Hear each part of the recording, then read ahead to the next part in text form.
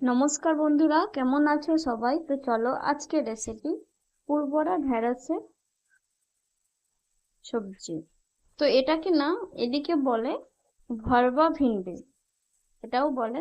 আর আমাদের বাঙালির জন্য আমি যা সেটাই বলি। তো আমি এখানে নিয়েছি ভিন্ডি, আর ওই যে দুটো আলু নিয়েছি, এটা আমি প্রেসার কুকারে বসিয়ে দেবো সেদ্ধ হওয়ার জন্য। তো আলুটা হয়ে গেছে সেদ্ধ। তো এবার আমি আলুটাকে ছেঁকে নিয়ে তার ছিলকাটা বের করে দেবো। বের করে একটা কাঁটা চামচ দিয়ে না ভালো করে স্ম্যাশ করে দেবো। এবার করে দেওয়ার পরে এদিকে টমেটো, কাঁচা লঙ্কা আর রসুন ভালো করে একটু পুড়িয়ে নেব।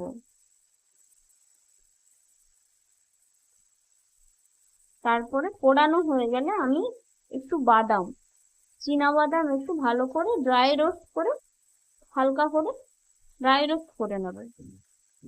আর এদিকে ভিন্ডিটা কেমন কাটছি আমি দেখে নাও।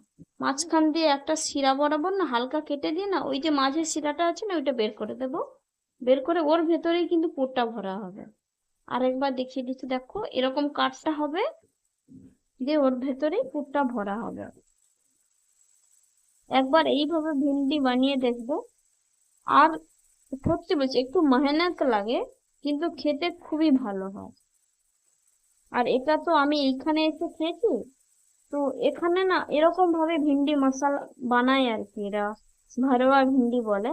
ভরवा ভিন্ডি বানায়, ভরवा করেলা বানায়, ভরवा সিমলা মানে যেটা ক্যাপসিকাম ওটা দিয়েও বানায়। তো যাই হোক, আমাদের যেমন পটলের দোলমা হয় না, ওর ভেতরে পুর ভরে, ঠিক তেমনটাই। তো এখানে আমি তেলে গরম করে একটু জিরা দিলাম, আর পেঁয়াজটা দিয়ে নরম হচ্ছে ততক্ষণে এদিকে ওই ভুনা পেঁয়াজটা, আর সরি ভুনা রসুন, লঙ্কা আর বাদামটাকে আমি রোস্ট করে দিয়েছিলাম। দিয়ে ওইটা একটা কোনো জল না দিয়ে আমি গ্রাইন্ড করে নিয়েছিলাম, দিয়ে ওইটাও ওর মধ্যে দিয়ে দিলাম। আর টমেটোটাও ওর মধ্যে দিয়ে ভালো করে মিক্স করে নেবে।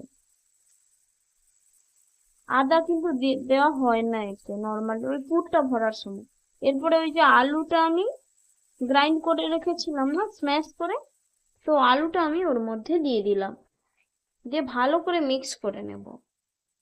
এবার আমার মিক্স করতে না একটু অসুবিধা হচ্ছিল বলে আমি একটা গ্লাস নিয়ে, ছোট গ্লাস নিয়ে না পরিমাণ মতো লবণ দিয়ে দিলাম।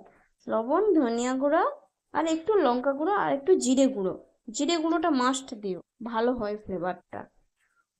আর আমি না একটা ছোট গ্লাস নিয়ে না ভালো করে স্ম্যাশ করে দিয়েছিলাম। কিন্তু তোমাদের কাছে যদি ভালো স্ম্যাশার থাকে না, ওটা দিয়ে করতে পারো, বাট আমার কাছে নেই তাই আমি করতে পারিনি। আমি গ্লাস দিয়েই করে দিয়েছি। ভালো করে মিক্সও হয়ে গেল, আর কোনো অসুবিধাও নেই। হ্যাঁ ভালো, এবারে পুর আমার রেডি। একদম লাস্টে আমি দিয়ে দিলাম ছোলার ছাতু।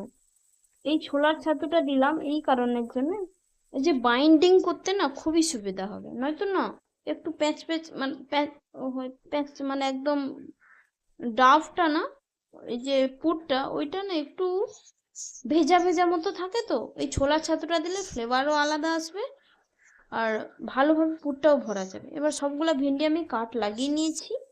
কাটটা লাগিয়ে নেওয়ার পরে এবারে ওই পুরটাকে না গরম অবস্থাতেই কিন্তু ওর মধ্যেই ভরতে হবে, হালকা হালকা ঠান্ডা ফু দিয়ে দিই করে আমি ওর মধ্যে পুরটাকে ভেতরে ভরে দিচ্ছি। ভালো করে ভিন্ডির মধ্যে ওই পুরটা আমি ভরে দেবো।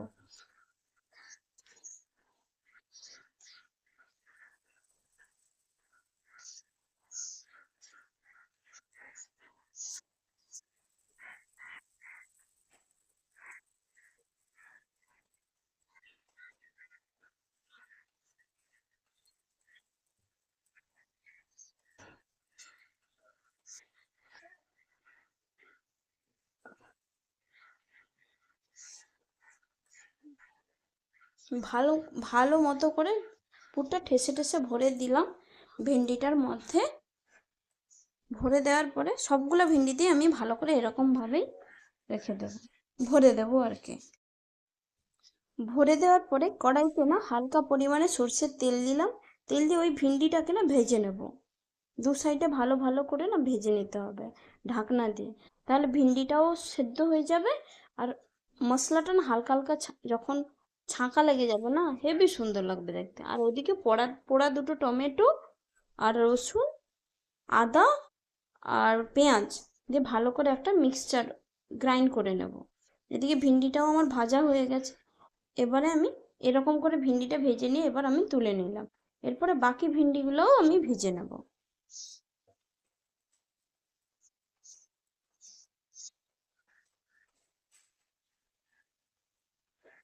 এইটা বানাতে একটু টাইম লাগে, বাট খেতে সত্যি বলছি খুব ভালো হয়।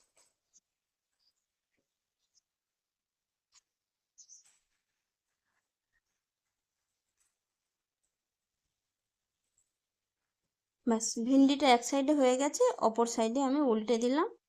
একটু ধীরে ধীরে করতে হবে, নাহলে না ভেন্ডি থেকে ওই যে মশলাটা না বেরিয়ে যাবে। আর বেশি ডুবো তেলে ভাজা হবে না, এটা হালকা তেলেই ভাজা হবে।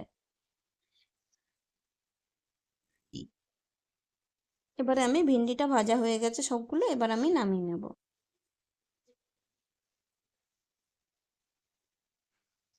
দেখো সবগুলা ভিন্ডি আমি এমন করে ভেজে নিয়েছি। ঢ্যাঁড়সটা ভেজে নেওয়ার পরে কড়াইতে দিয়ে দিলাম সরষের তেল, জিরে, আর ওই যে পেস্টটা বানিয়ে রেখেছিলাম ওই পেস্টটা আমি দিয়ে দিলাম। দিয়ে ভালো করে কষতে থাকবো। এই মশলাটাকে কিন্তু ভালো করে কষতে হবে, চাইলে একটু জল দিয়ে দিও। ব্যাস, মশলাটা ভালো করে কষিয়ে নিতে হবে ঢাকনা ঢাকনা দিয়ে। একটু জলটা শুকিয়ে এলে এবারে পরিমাণ মতো আমি হলুদ গুঁড়ো, লঙ্কা গুঁড়ো, ধনিয়া গুঁড়ো, লবণ দিয়ে ভালো করে কষবো। এই মশলাটা কষতে প্রায় 10 মিনিট মতো লেগেছে। কষিয়ে নেওয়ার পরে কিছুটা জল দেব, প্রায় মানে কি বলা যায়, হাফ কাপের মতো জল দেব। জলটা দিয়ে ভালো করে শুকিয়ে নিয়েছি। এই ভিন্ডি মশলাটা কিন্তু ভরবা ভিন্ডি এটাকে বলি আমরা।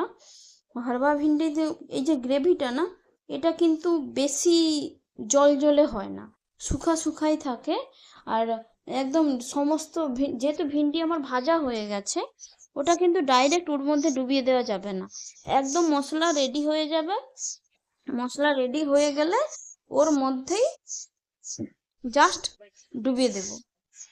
হয় ডুবিয়ে দেওয়া যাবে, না হয় কি হবে না, যেইটাতে তুমি সার্ভ করবে, প্লেটিং করবে, ওইটাতে ভিন্ডি থাকবে, তার উপর দিয়ে মশলাটা খালি দিয়ে দিলেই হবে। এটাও হবে। আমি গ্যাসটা বন্ধ করে দিয়েছি, বন্ধ করে ভিন্ডিগুলো দিয়ে দিলাম, দিয়ে ঢাকনা দিয়ে দেবো একদম লাস্টে। আর দেখবি যখন সার্ভ করবো না, লাস্ট জাস্ট উল্টে দেবো হালকা করে। তাহলে কি হবে, সমস্ত মশলার গ্রেভিগুলো না উপর দিয়ে হালকা হালকা ভাবে যাবে।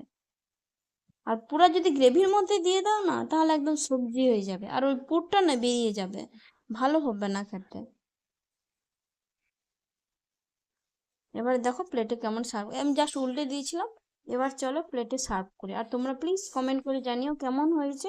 আর তোমরাও ট্রাই করো একবার। এইটা আমি অন্তত একবার রিকোয়েস্ট করব, যারা যারা দেখছো প্লিজ একবার ট্রাই করো। আর প্লিজ কমেন্ট করে জানিও কেমন হয়েছে। বাই।